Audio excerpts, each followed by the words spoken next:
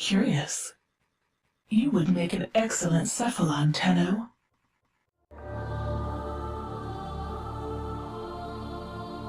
Welcome to Cephalon Squared, a Warframe community and podcast. Join the community at Cephalon Squared on Twitter and Facebook, or send us a voice message via the Anchor app. Now, sit back and enjoy the show. Here are your Cephalons, Greg and Lucas.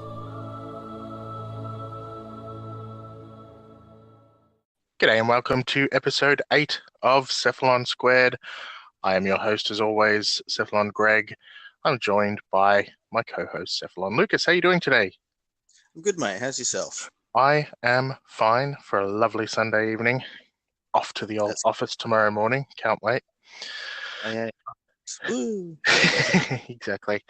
It has been an interesting week with Warframe this week. There hasn't been a hell of a lot that went on. Really? Well, actually there was, but there wasn't, but there was, but there wasn't. It was a bit strange. We'll kick into it. So the news this week, starting off with the first thing, is that dev stream will be next week. So we were expecting it to be this week. The last dev stream, they said it would be the third week instead of the second, which would have made it this week. But it's going to be next week. And they were talking it up a little bit on Twitter today, I noticed. So it looks like they're planning some good things to be shown off, a bit of progress on what's happening with Fortuna and the like. But unfortunately, that left us, who had planned to just be covering the dev stream this week, scrambling to basically figure out what we wanted to cover this week, because we were sort of just expecting to have a whole show filled with dev stream stuff. But we have packed it with awesome stuff, don't stress. So that's that. Another thing we did forget last week, the Warframe soundtrack is now on Spotify, including We All Live Together from the Fortuna announcement. It's all there. It's all sounds amazing. It's on Spotify. Go listen to it. Have you listened to it much, Lucas? I still can't get that bloody song stuck out of my head. It is catchy. That's why It's so catchy. It's great. That's why it's bloody good. So yes, apologies. We should have mentioned that last week, but it is now on Spotify. Another big news. The console update has finally gone to certification on both platforms, Xbox and PS4. Finally, it includes the Mask of the Revenant's quests, and of course that means it includes Revenant and the Phantasma shotgun. It includes Frame Fighter, Tenno 13. It's not everything, is it? It's just pieces of Tenno 13, or the rest of Tenno 13. I can't remember now. This will be the first part of 13. I don't know if they're going to do the whole thing in one bundle. I hope so. There are quite a few pieces from round 13 that I'm actually looking forward to. Yeah, me too. And to be honest, I forgot to have a look at exactly what it was that is being released in this console update. So I'm looking forward to going and checking that out now, actually, because, yes. Fingers crossed the Icarus wings, Sundana. I really want those. They're really cool. They're really, really okay. There's also dojo decorations coming. There's the new amps, of course. So pretty much almost everything that's been released on PC over the last 2 or 3 updates has been released, except for the what was it called? The Pyrrhus project, the Relay Restoration project. So that was released too late to make it onto the console update, but such is life. I'm not going to complain. And that should release this time, sometime this week, probably middle to the end of this week. So look forward to that. You should note that this will be a re-download of the whole game.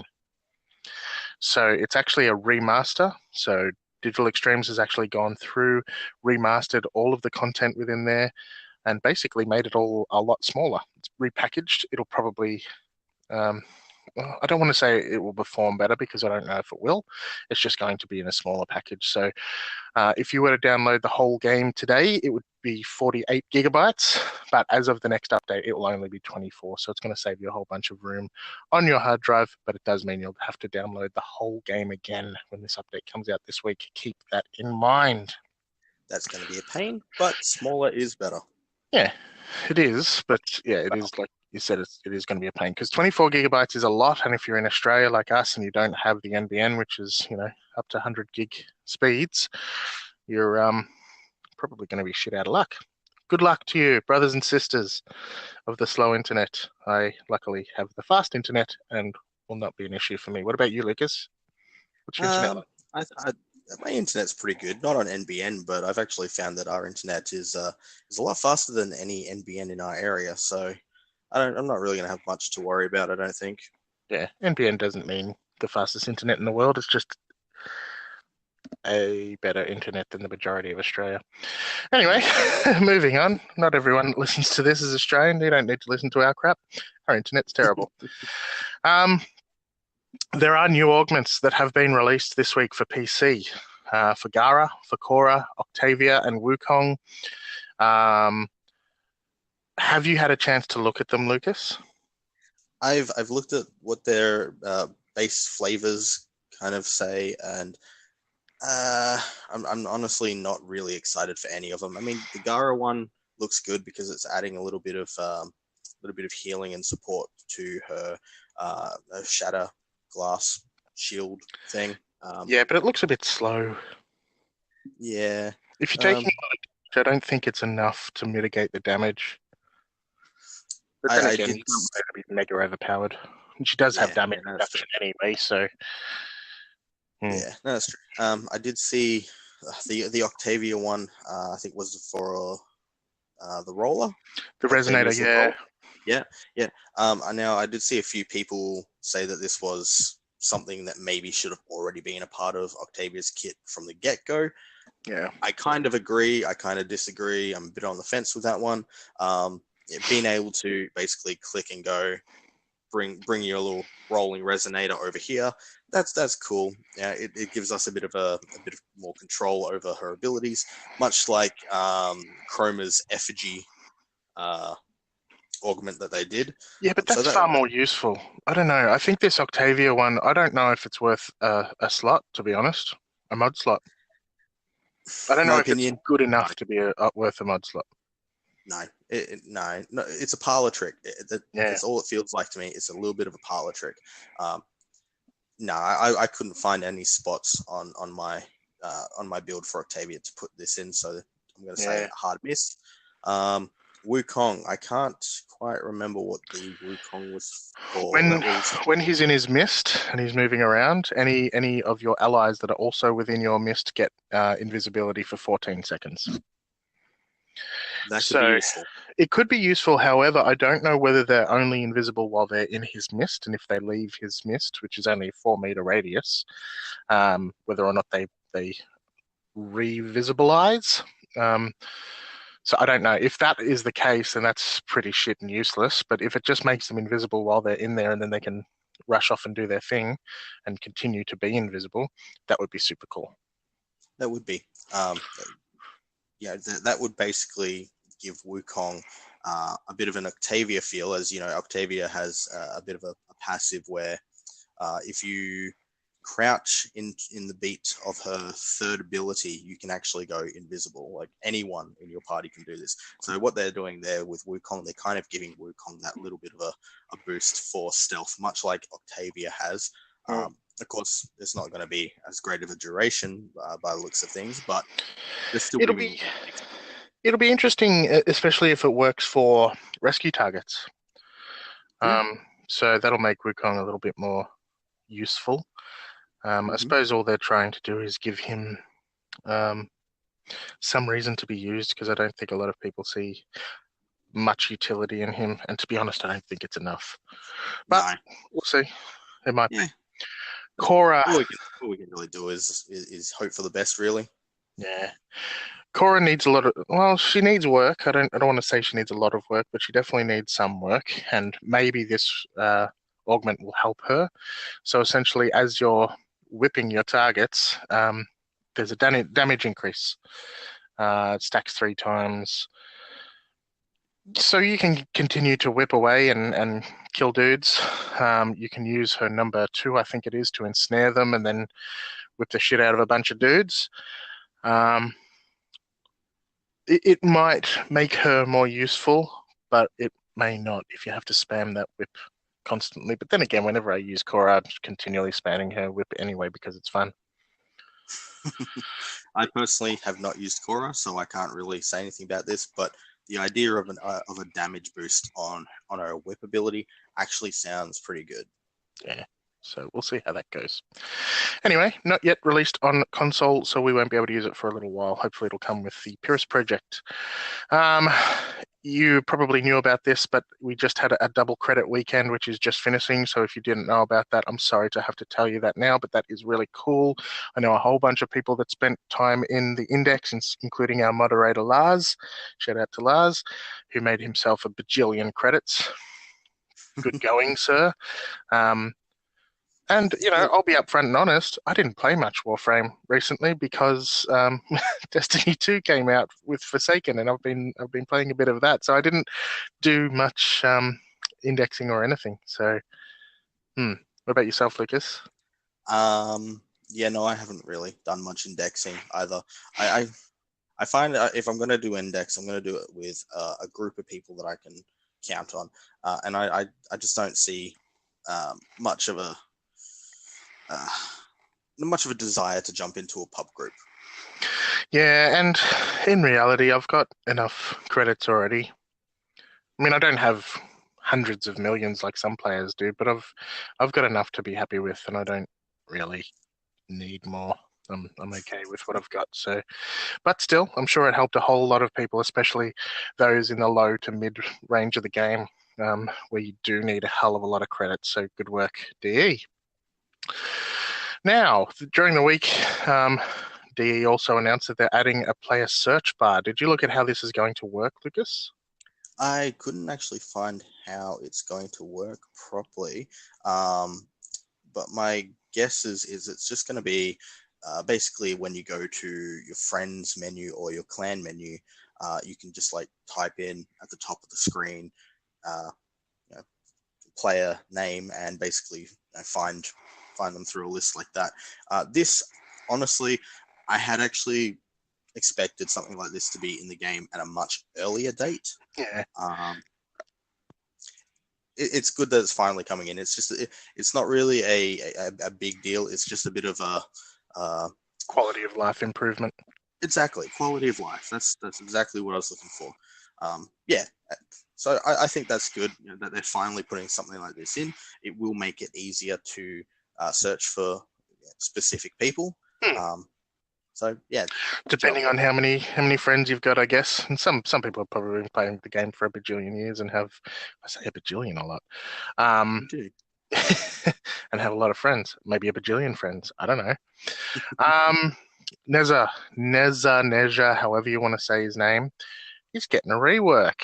And we should have seen this coming because, let's face it, he's also getting a deluxe skin and he's not getting utilized as much as he perhaps should. A lot of people call him a little rhino because he has a very similar sort of utility, along as probably having maybe a little bit more damage, DPS.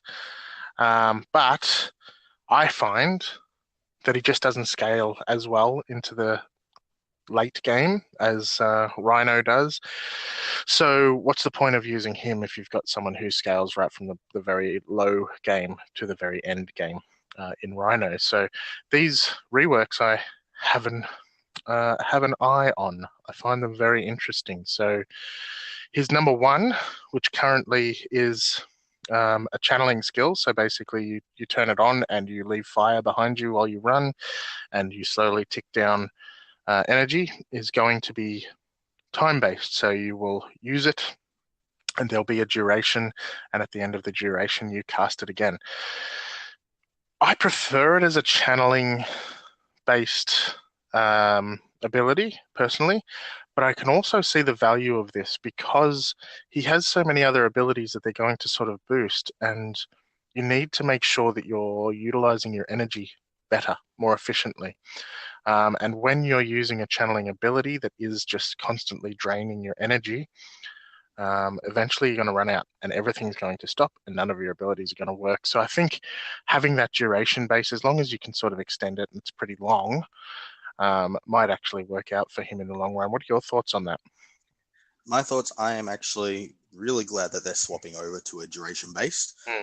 Like, look, as you said, once you run out of energy, that's it. All your other abilities stop. You can't do anything more. With a duration based firewalk ability, if they set it up right, you can basically have the same kind of build as what you would with Volt. So if they set it up right, you can recast. You look at the timer. Oh, look, nearly out of time. Recast, little hop, awesome. Your timer's back up at max.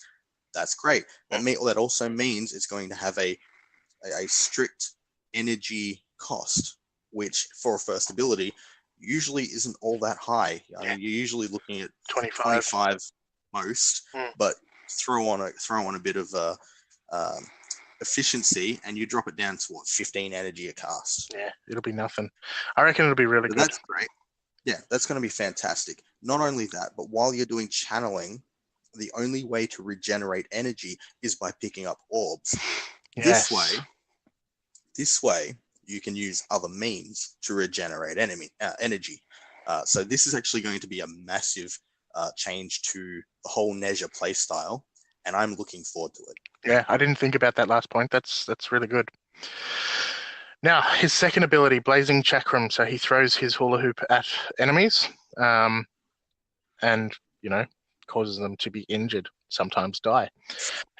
He can also, of course, instantly travel to the ring's location. So the changes that they're bringing here is any enemy that is hit by his chakram will actually be marked, and any marked enemy that is then killed will drop health and energy orbs. So what a lot of people didn't realize was that when enemies were hit with Blazing Chakram, they actually had a bit of a health restore. So they'd actually pulse, much like Trinity's energy. What's it called? I'm a Trinity. I can't even remember the name of that. Energy Vampire? No, Energy Vampire is the build. Anyway, doesn't matter. It pulses. My brain doesn't want to work now. We'll move on. That pulses energy, but it has a really short range, and really only anyone who's standing next to the enemy is going to benefit from that. So now it's going to drop health orbs. You're going to see them. You can pick them up. It helps everyone. It's going to be much, much more useful, and it's going to be much, much more useful when you consider some of the other changes that they've done. Now, they did a few other changes to Blazing Chakram. Do you remember what they were? Not off the top of my head, but I know there is a lot of synergy now with Blazing Chakram and the other abilities. So that's going to be quite interesting to work out.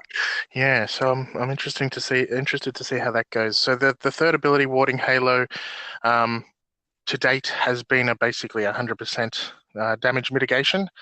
That has just counted down in terms of the ability to mitigate damage, and then eventually it would go away and you'd be getting damage, and there was no way to really monitor that. So they're going to have a little counter in the bottom right of the screen that will show you how much health is left on that Warding Halo. It is now not going to do 100% damage mitigation. It's only going to do 90% damage reduction, and when it does finally run out, it's going to cause a blast that stuns enemies and causes slight damage over time to enemies within a certain range. Now, a lot of people have called this a nerf. But in reality, it's not a massive nerf. 90% damage reduction is still huge. And along with his Blazing Chakram, if you are using that, which gives you a reason to actually use it now, your enemies will be dropping health orbs anyway. So you're going to be on top of things. Plus, he's going to get an increase to his base health as well, which means that he's going to have more health to play with. He's going to take less damage. I don't think it's going to be a massive nerf to him, to be honest. Realistically, no. Because if you add in the fact that it does the pulsating stun, that stun and the width of that stun gives you more than enough time to recast. So if it drops, just recast it because everything's stunned. They can't hit you anyway. Yeah, exactly. So I think it's actually not going to be too bad. When I first saw some of these changes that were coming, I was a little bit concerned. I thought that maybe it was a bit of a nerf, and that Nezha was going to be even worse than he already is. I mean, I like Nezha, but I don't like him enough to use him. And I think these changes are actually going to change my mind on that one. So, lastly, his fourth ability, what's it called? Something to do with spears. Yeah, spears. The spears. Divine spears is what it's called. Yes. I can't remember the change that they're going to make on that one. Basically, they're removing the guaranteed slam after it, because when you do cast it, spears come out of the ground after the duration's dropped. The spears fall back in the ground and drag the enemies to slam them across the ground as well. This will be removed, but you can still manually slam the enemies into the ground by recasting. That's right. Second time. That was the biggest change that I can remember. That was the only change, I think. Yeah. Yeah, but there's a bit of synergy with the Blazing Chakrams, and this one is actually what I'm really looking forward to. Your Blazing Chakrams, if it hits an enemy that is caught on one of the spears, the Chakram will split into two and continue seeking out their enemies. That's right, yeah. That's a cool idea.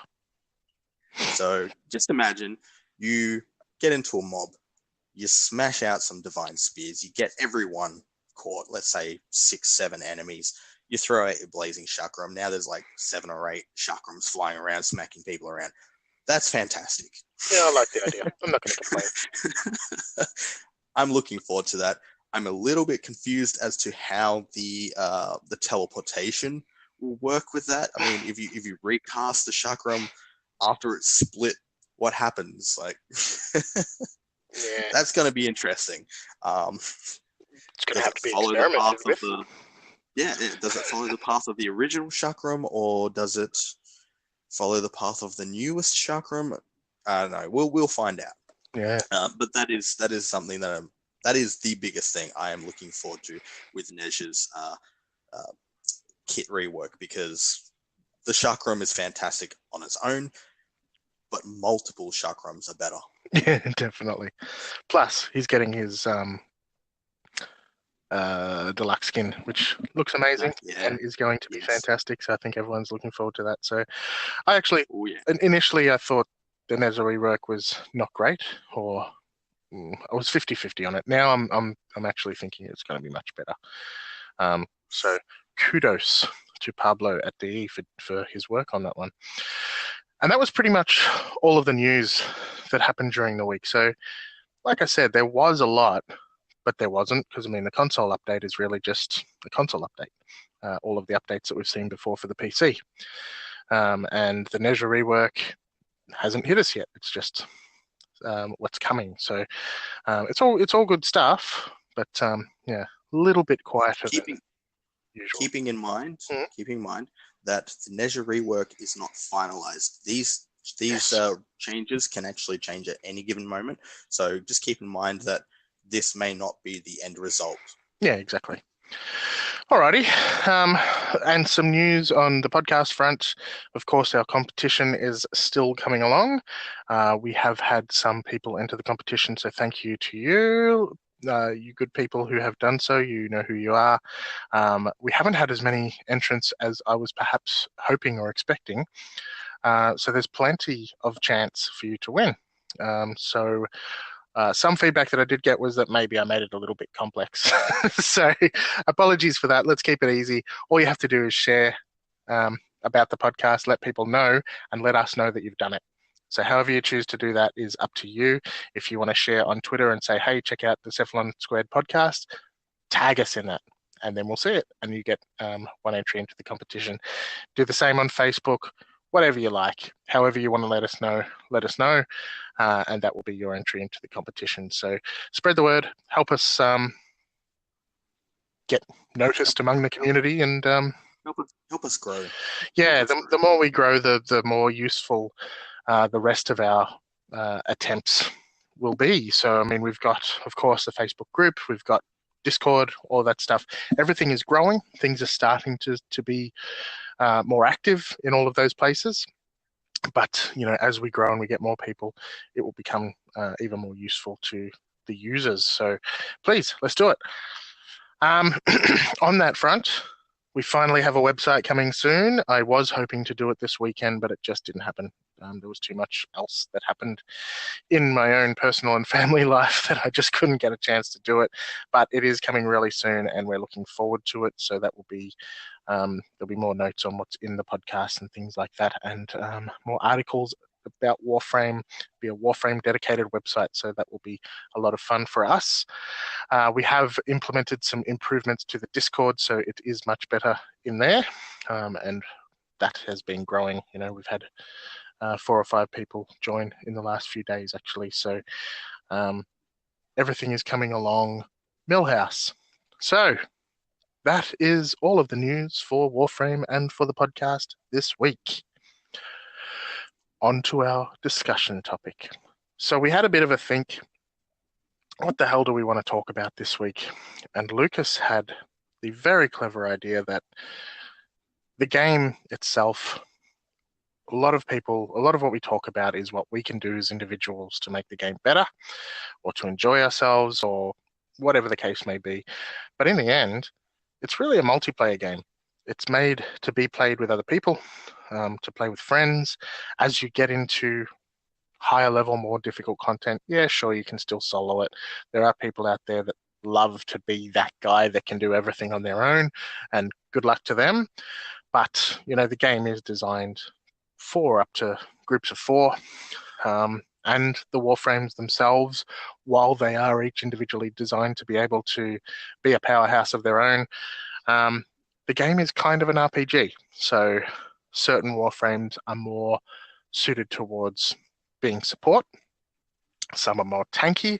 Some are more DPS frames and things like that. And what we decided to look at, or what Lucas's suggestion was, let's look at the synergy between frames.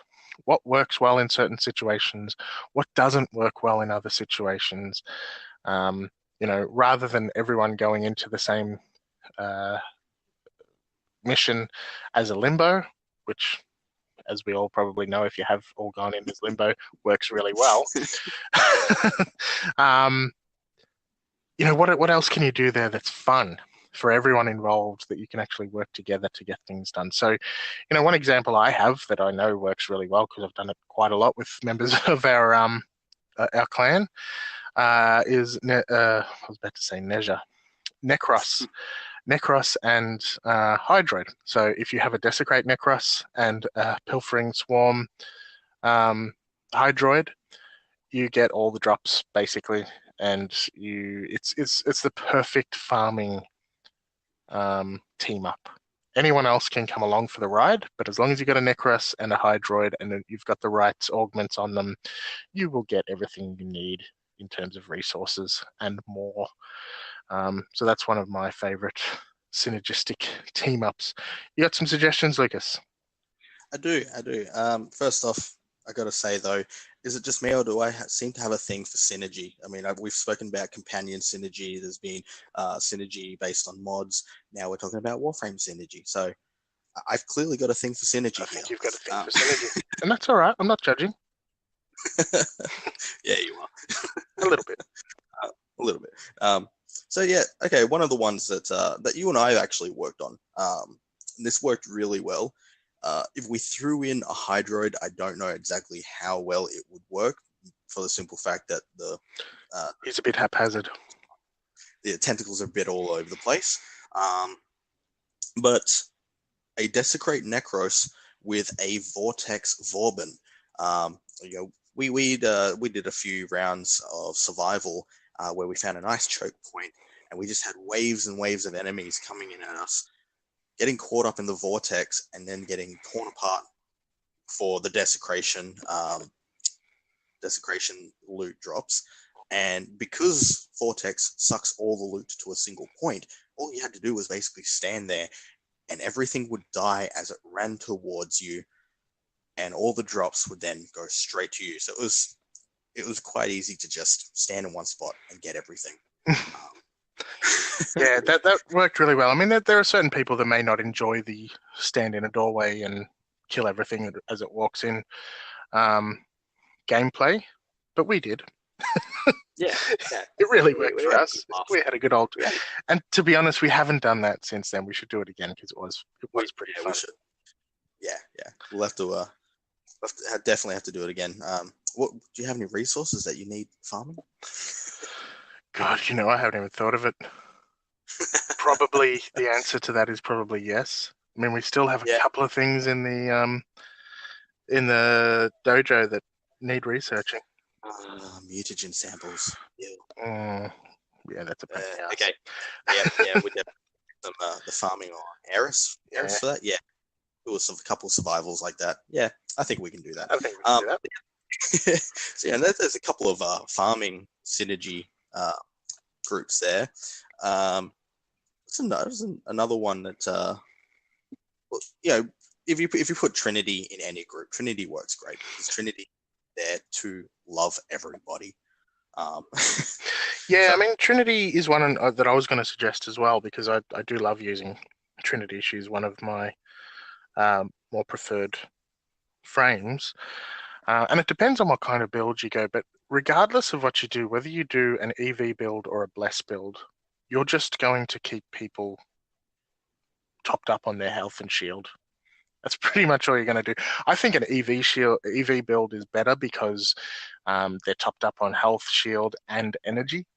But as a Trinity player, the EV build does get a bit boring because all you're doing is spamming that energy vampire. And of course the blessing as well, just for the heals. Yeah. It really makes the healing well quite useless. It does. When you use Trinity that way.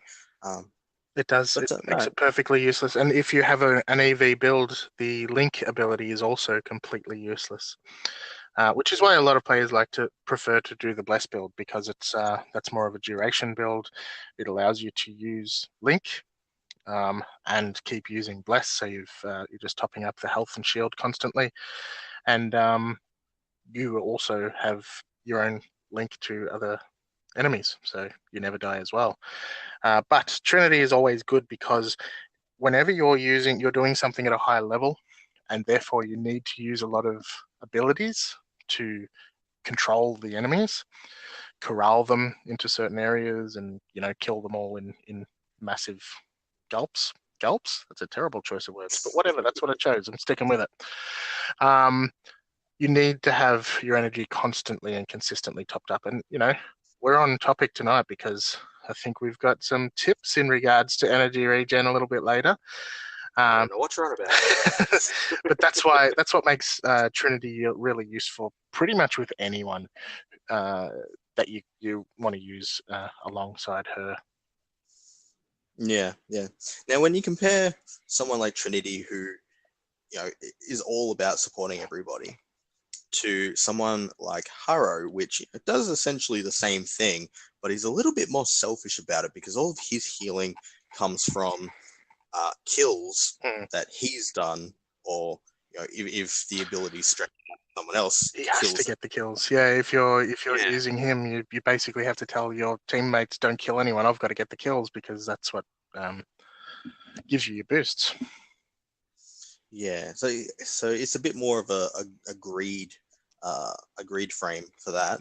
Yeah. And we were talking about abilities that don't mesh well together, and while we're talking about Harrow, I guess you were mentioning earlier today that his chains and Vauban's Bastille don't work very well together. Yeah. From what I've actually seen, whenever you chain someone with Haru's chains, and then a Vorbs comes along and drops the steel, the enemies that are chained up don't get caught in the steel. It's like it's one or the other, because one's ground based and one's air based. So if they get caught in the chains, they're not going to levitate, so it doesn't have a chance to extend the the CC. So realistically, both of them being there is pointless. Yeah, one's going to cancel out the other. Yeah. Same thing can be said about Frost, Avalanche, and Rhino Stomp. Because if you freeze all your enemies, they're going to be stuck to the ground. That's it. They're solid, stuck to the ground. Whereas Rhino Stomp, again, levitates the enemies. So you can't levitate what's stuck to the ground. So yeah, there's some synergies that don't quite mix. Although on the other hand, Rhino's Stomp does go very well with anything that can do a lot of damage to floating enemies, such as Titania. So yes, Titania in her pixie mode can basically fly around and shoot all those enemies that are levitating in midair. So if you've ever used Stomp, it can be a bit of a pain in the ass sometimes to shoot them because it levitates them above head level. So you need to aim slightly higher than you would be used to aiming.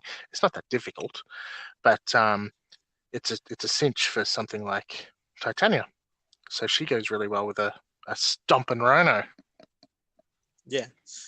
And I honestly think Titania goes really well with any crowd control frame. Realistically, I mean, she is a crowd control frame herself, and her crowd control is levitation again.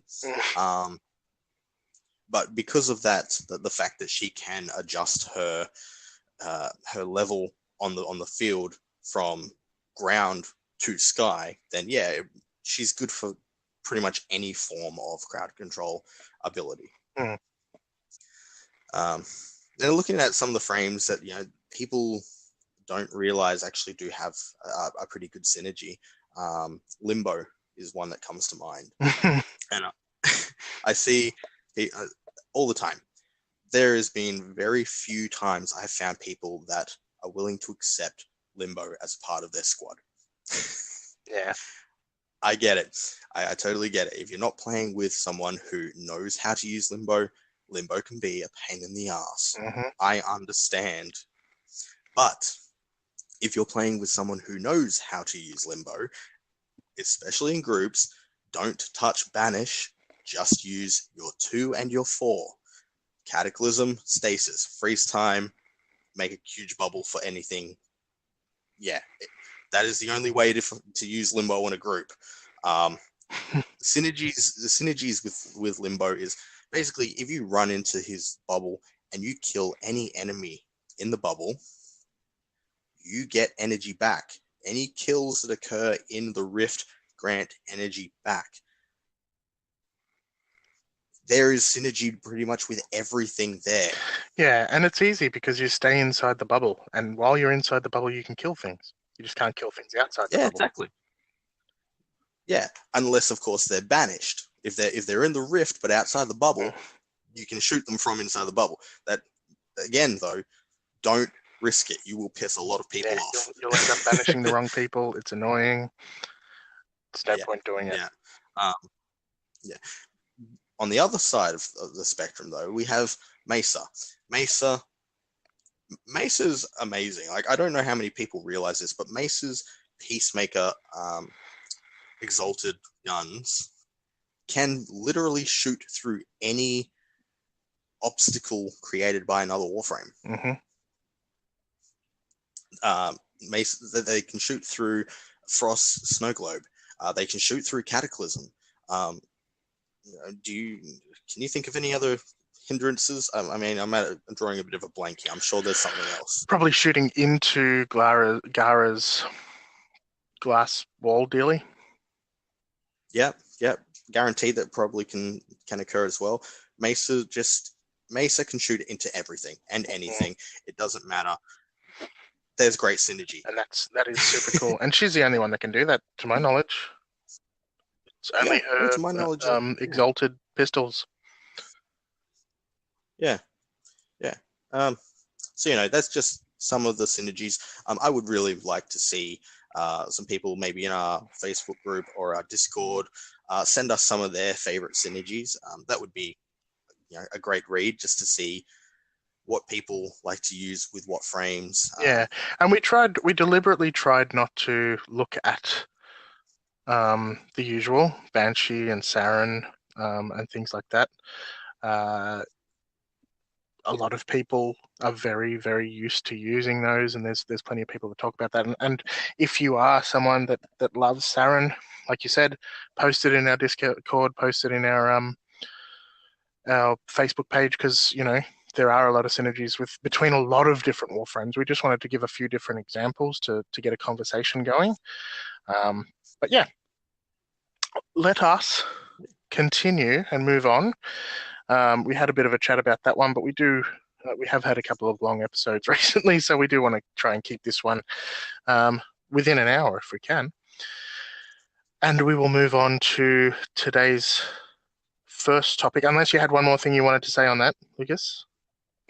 Nope. That's pretty much it. Just share your synergies. We want to see them so we can test them out ourselves. Yeah, exactly. Today's beginner topic. I wanted to look at something a little bit different for the beginner topic. So it is a beginner topic. It's not a beginner tip this week. I wanted to look at the lore. So we have had a lot of people talking to us. When I had originally suggested I wanted to do a podcast, I put the word out on a few different forums and asked people for their opinions about what should be done. And a lot of people did say, I want to learn about the lore. So the lore is an interesting thing, because it's very, very deep. It's much deeper than anyone probably realizes. There's a lot to it, but there's also a hell of a lot of spoilers. There's certain twists and turns that don't happen in the game until you're 50 or 100 hours in. And we don't like spoiling those because they're really, really good twists. So we try not to spoil them, and we have got, of course, plans for the spoiler casts in the future. We're coming to that, as I mentioned last week. But this week I'm going to do the beginner lore for basically what's happening in Warframe before the game starts. Now, I am missing some pieces when I go through this. There are certain things I've decided to leave out because they are spoiler related. So the story up until when Warframe starts is highly detailed, and a lot of the story that happens later in the game explains some of those gaps.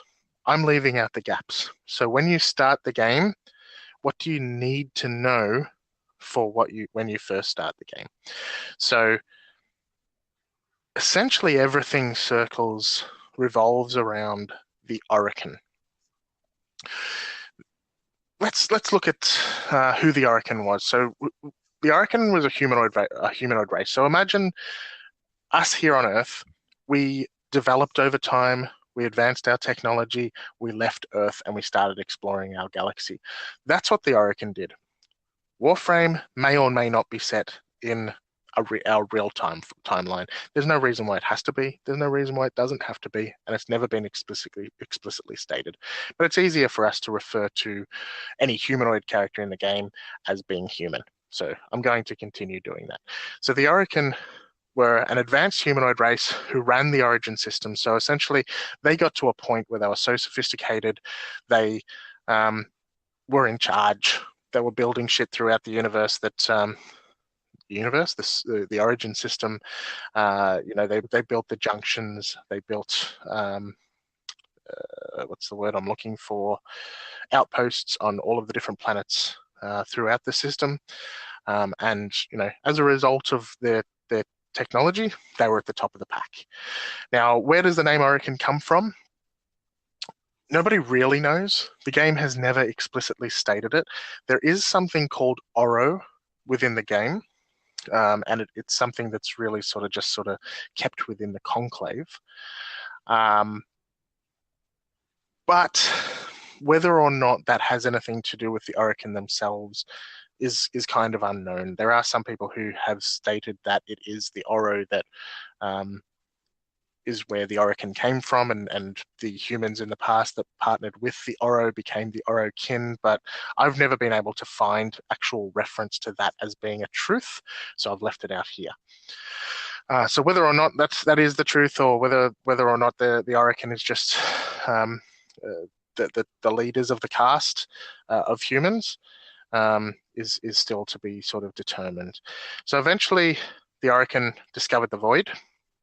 and they researched the Void, they looked into this, and as a result of learning about the Void, it advanced their own race and their technology far beyond anything they had managed to achieve in the past. So realistically, when Warframe is set now, after the downfall of the Orokin, they're at a time when the technology is not actually as advanced as the Orokin was during the Orokin age. So you do discover things throughout the game that are, amazing, and people talk about the riches of the Orokin and the technology that they had. So it'd be interesting to have some sort of flashback one day and go back and see what the Orokin was like. I mean, we have seen flashbacks, but not to the technology and things like that. I'd love to see that one day. Anyway, they spent their time as the technology changed and grew and expanded. They expanded into the Origin system and basically built outposts everywhere. They got into genetic experimentation. They did a whole bunch of different things. And essentially the Orokin themselves, because they started to get into, like I said, genetic manipulation, and they learnt about immortality and things like that. So the Orokin themselves are only the top, the leaders. Everyone else was just, a lower caste. They were just the humans. The only ones who were actually Orokin were at the top of the chain. They genetically engineered slaves for industrial and military needs. And in those slaves, they included the need for them to obey the commands of the Orokin. So they couldn't disobey. They had to do whatever they were told. The rest of the Orokin Empire, so the rest of the humans of the lower caste, they were doing lower grade science, financial services, things like that, sales, merchants, all that kind of jazz. Within the Empire, there was one other class, the Dax, and they were an advanced group of warriors with technological augmentation. Speaking is difficult at times, to make them more effective in battle, but also they were also unable to disobey their masters. So you do learn about this in just different stories within the game, but I felt it was important to include the Dax at this point, because when the Dax do come later in the game, I was questioning who the hell the Dax were. So it's not a spoiler to mention them now. As the Orokin grew into the system, they began to look outwards because they began to see that they had sort of conquered everything there was to conquer within the Origin system. And they were looking beyond the Void, and they knew there was another system out there called the Tau system that they wanted to expand into. But traversing the Void turned out to be fatal, so they couldn't actually get through to the other side. So they created biomechanical drones who were able to think themselves. So they were sentient drones that they sent to travel to the Tau system to begin terraforming the planets. However, over time, the drones came to resent their masters. So they noted that the Orokin had particularly laid waste upon much of the Origin system, in particular Earth. And they decided that they didn't want to see that same thing happen in Tau. So they decided to fight back.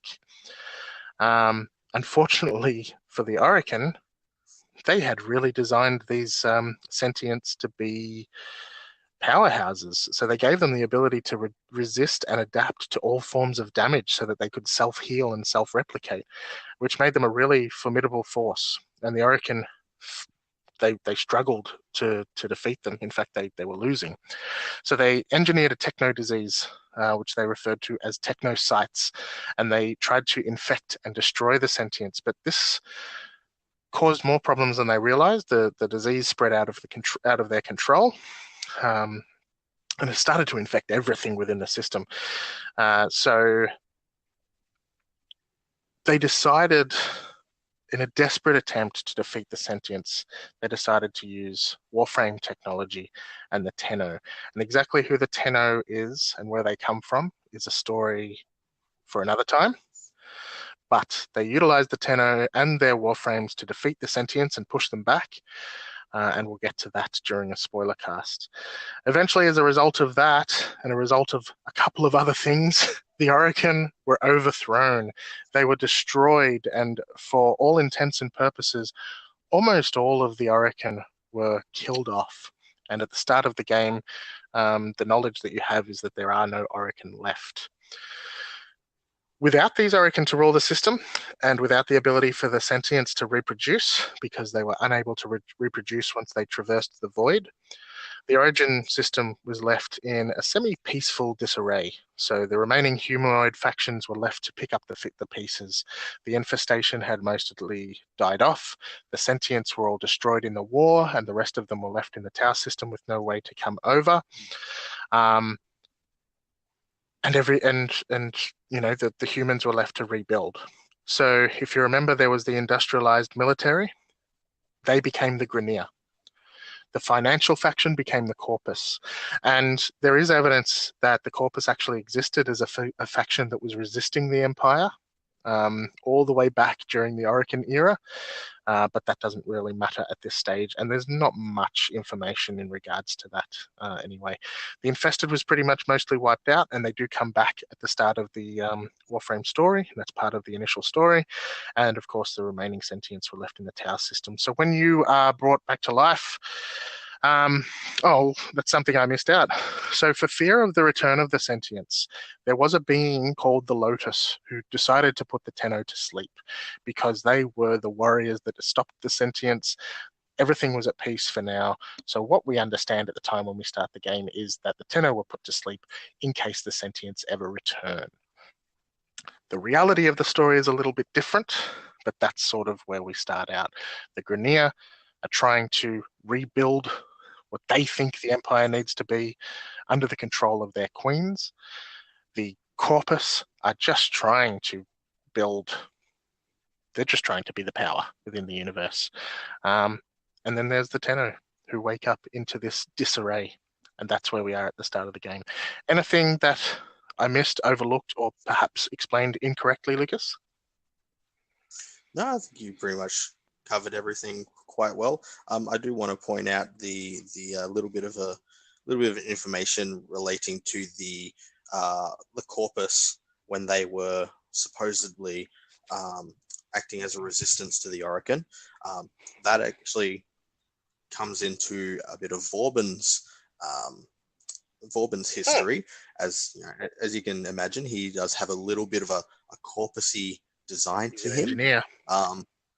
Yeah, exactly right. Now, my understanding is Vauban was actually created to infiltrate the Corpus and act as a spy. So interesting. That is why Vauban has a little bit of a Corpus engineer vibe to him. I'll have to look into that. That is very, very cool.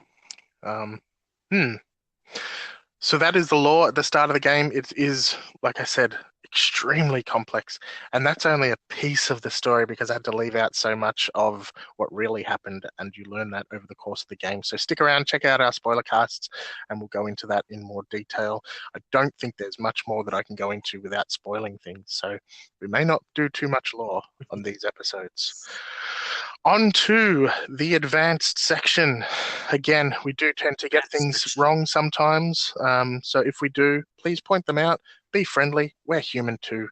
We're not claiming to be perfect. Well. Maybe Lucas is, but not me. No, I'm not claiming. Definitely not claiming to be human, and definitely not claiming to be perfect. But okay, so this week's tip, I'm actually going to be talking about maintaining energy. This has actually been quite a big one. A few of our members through Discord have constantly asked about how to maintain energy, how to regenerate it, and I've dropped hints. I've dropped some advice to them. So I think now would be a good opportunity to actually drop out some advice to the rest of our listeners. Do it. So first off, just going to mention that we have already mentioned a few of the ways to regenerate energy, that being with Trinity and Harrow. Or Harrow, however you want to pronounce it. So yeah, of course, Trinity and Harrow, both healing support frames, massive boosts to their energy regenerating capabilities. Harrow, of course, with his what do you call it? Not pendulum. Why do I want to say pendulum? Oh, God. It's not pendulum, is it? Our memory is terrible this evening. It is not pendulum. It's a religious thing. Thurible. Yes. Thurible. That's the one. Thurible. So basically, it's a bit of a channeling one. You channel, and the longer you channel, the more energy you spend on it, the more you get back as a reward. So basically, the way it works is once you've done your charge up, you have a bit of a radius ring around you, and any enemies that you kill or your allies kill within that ring will grant you energy back, depending on the amount of energy you spent on Thurible in the first place. But it is a 4 times energy regeneration if you get a headshot. So I have actually found myself many, many times spending as much energy as possible to get Thurible basically on a headshot, giving me full energy back. Yeah, it's great. That's my personal play style. If I'm going to get something back, I'm going to earn it. I know Greg likes his EV build Trinity. So. I do. Yeah. Another frame. I don't know if many people realize this. Limbo is also a good frame for regenerating energy. Any kills that you get while inside the rift, the void, whatever you want to call it, actually regenerate energy over time as well. So that's always a good one to keep in mind for those people that are still hating on Limbo. He is useful. Then, of course, you have a bit of synergy. Again, with the synergy. Necros and Hydroid. Took me a while. So, yeah, took you a while. So again, yeah, Necros and Hydroid, if you have that Pilfering Swarm Desecrate version, you will find that you end up getting a lot of health orbs and or energy orbs. So it's always a good way to regain energy via loot. This can also be enhanced if you were to use the Equilibrium mod on one of your frames, or the frame that you're using. What essentially Equilibrium does is whenever you pick up a health orb, you get energy back. If you pick up an energy orb, you get health back. Great mod to have, very useful. I think more people need to use it if they don't have access to some of these other energy regeneration methods. So also looking at some more mods, we've also got Hunter Adrenaline and Rage. Now these two mods basically do the same thing. Any damage you take to your health will restore a bit of your energy. A percentage will be converted to energy. So it's always good. Not good to take damage and sacrifice health for energy, but the option is there. Now, we actually mentioned a couple of methods last week during our Syndicate special, and that was the Entropy and Blight buffs. Yes. Now, if you don't remember, you didn't listen to last week's podcast, they basically are buffs that you get from Syndicates. Now, it was Entropy was from, help me out here, Cephalon Suda? Entropy is Cephalon Suda, yes. Excellent. And Blight was from Red Veil. Of course, I'm going to remember that one. But essentially, these can either come in as mods that you put on specific weapons that you get from the Syndicates, or they are going to be on the Syndicate-specific weapons. Always good to have on hand, especially if you are having trouble with energy regeneration. So there's those two different passives. Now going into a little bit more of the advanced stuff, you also have Arcane Energizer. Now essentially Arcanes are an advanced form of loot. It's not really spoiler. They've been around for quite a long time. They were originally acquired through the raids that were actually recently removed from Warframe. Nowadays, if you want to acquire a Arcane, it has to be done by capturing the Eidolons in the plains of Eidolon. And Arcane Energizer is the only one that actually gives back energy. And it's actually quite a nice one. I actually hadn't really looked much into this until this week, but a maxed out Arcane Energizer, which is 10 Arcane Energizers combined together, gives a 40% chance for 100% energy when picking up an energy orb. 40%. 40% Nice. for 100 energy on an energy orb. Damn, that's pretty good. That is fantastic. that. I think I need to be getting myself some of these now. I do not recommend buying it from other players because it is one of the rarest arcanes in the game, and it is stupidly expensive. How expensive? Stupidly. Yeah, arcanes tend to be, and I guess the rarer they are, the even stupider the prices are, I imagine. Yeah. And see, with Arcane Energize in particular, it's actually one of the only 3 legendary arcanes. So it is one of the rarest.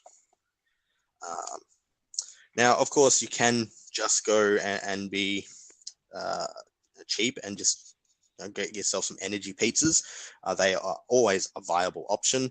I still run energy pizzas from time to time. It's always good to just have that on hand for if you ever need them. And they can be picked up from the gear menu in the market, from certain syndicates, and from the, I'm going to say, the energy lab in the clan dojo. Yeah, I'm pretty sure it is. I feel like the energy lab, energy pizzas would come from the energy lab. Makes sense. Yeah, it makes sense. Okay, so that's looking at that. Energy pizzas, Arcane Energize, lots of buffs, passives, frames. Is there more? Yes, of course there's more. There's always more. It's hard to keep up with it sometimes. If you are running a prime frame, now this one's a bit situational, all right?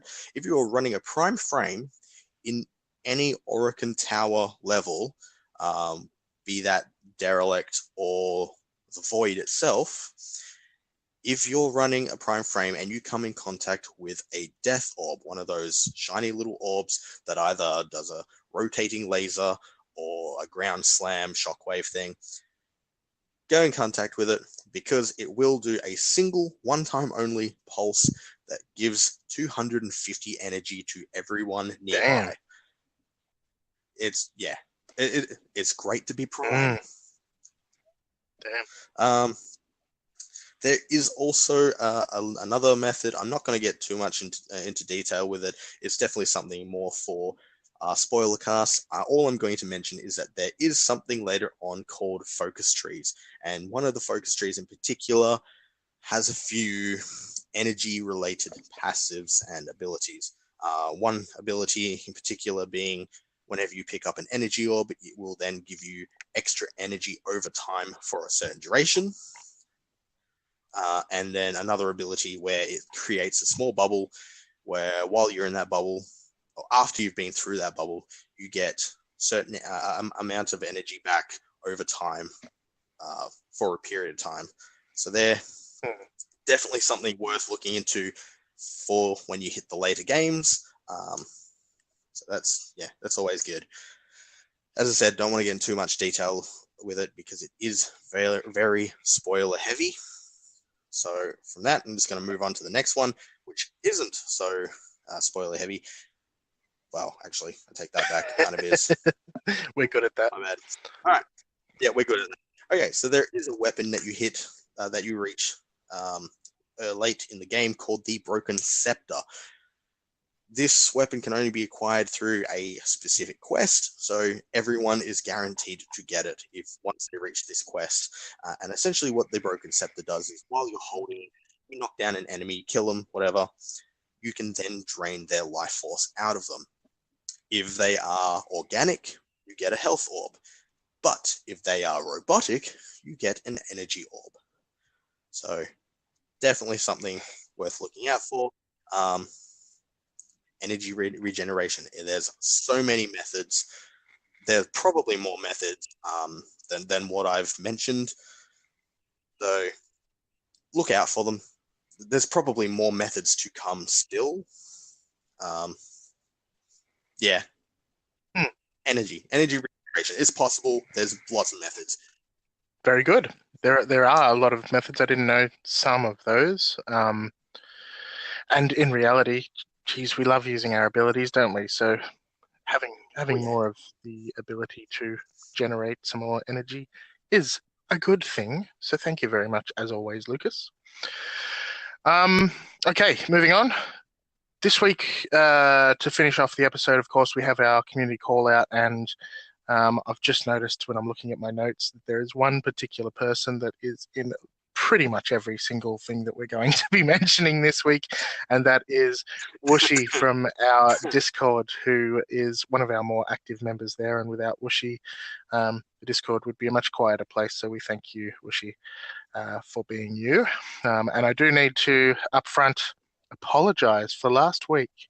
So last week we picked on the Furious a little bit when mentioning Winds of Purity, the augment mod from New Loka. And I picked on it. you certainly, well, we both kind of did. You called it trash. I didn't, but that's that. And Whooshi reached out to us and said, "Hey, I use the Furious and I really like it, and it's a really, really useful way of regenerating health, particularly before you get some of those more advanced methods later in the game." And I was like, okay, yep, put us in our place there. So I've decided that I am going to get Winds of Purity and give the Furious a shot and give it a test, because I did love it early on in the game.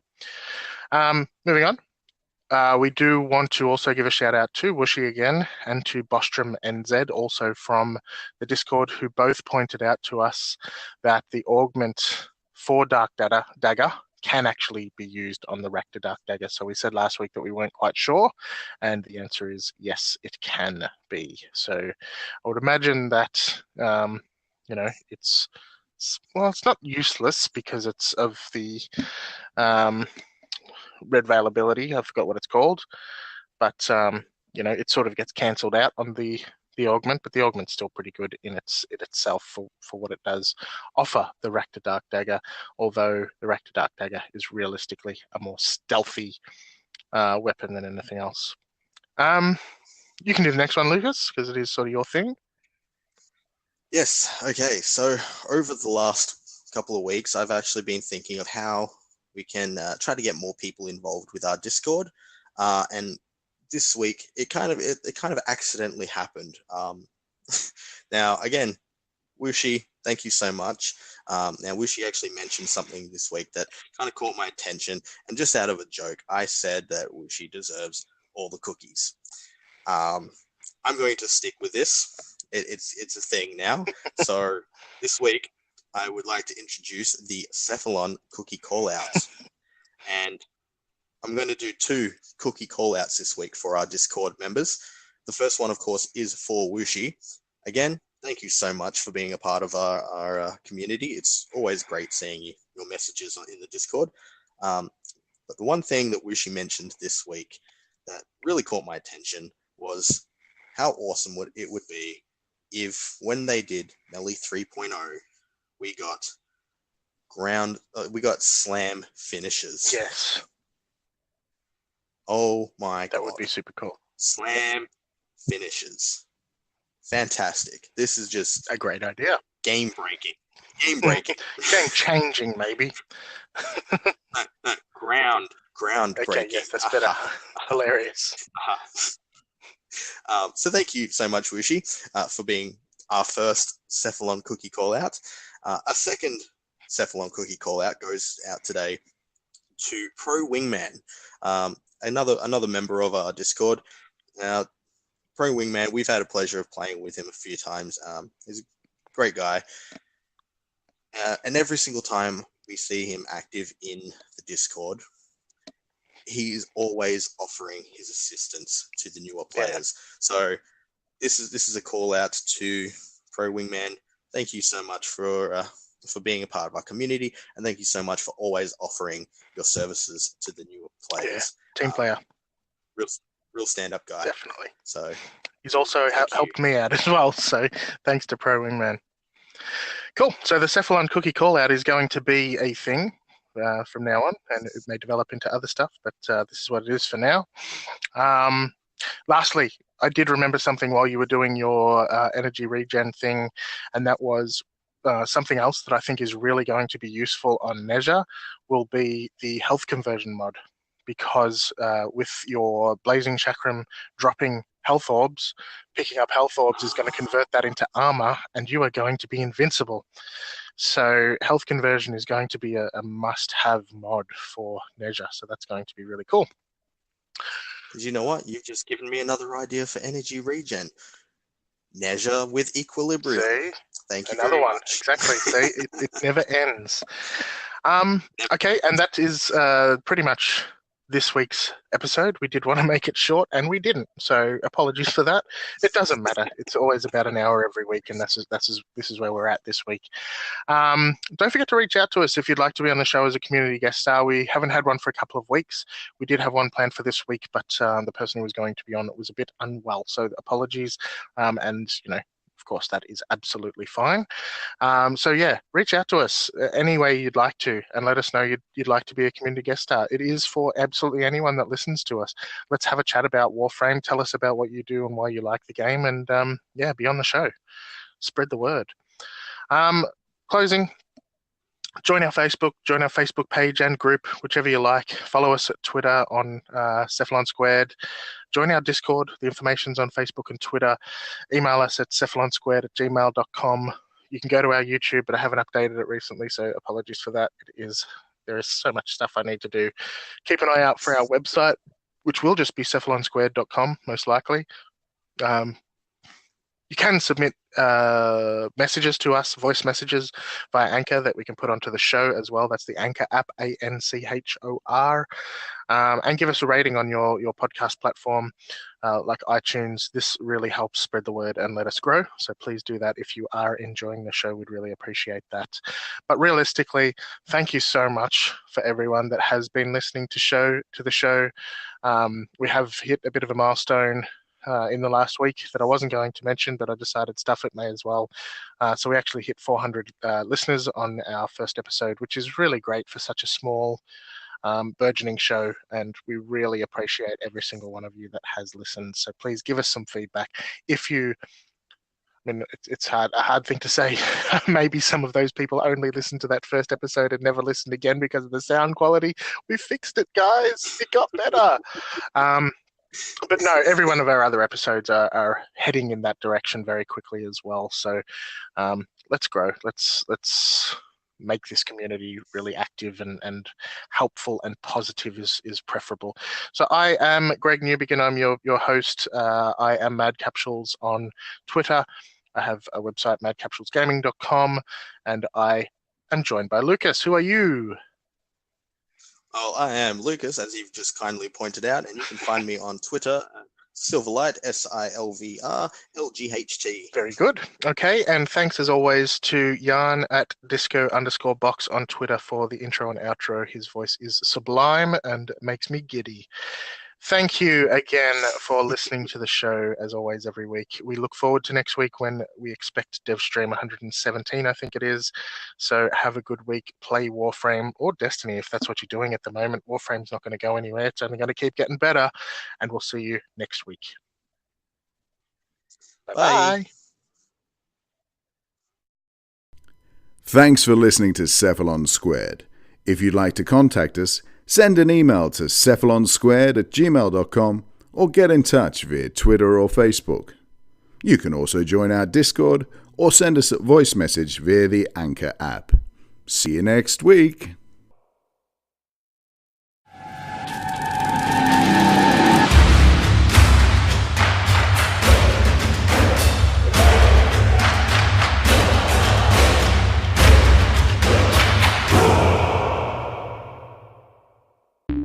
The podcast you just heard was published with Anchor. Got something you want to say to the creator of this show? Send them a voice message using the Anchor app, free for iOS and Android.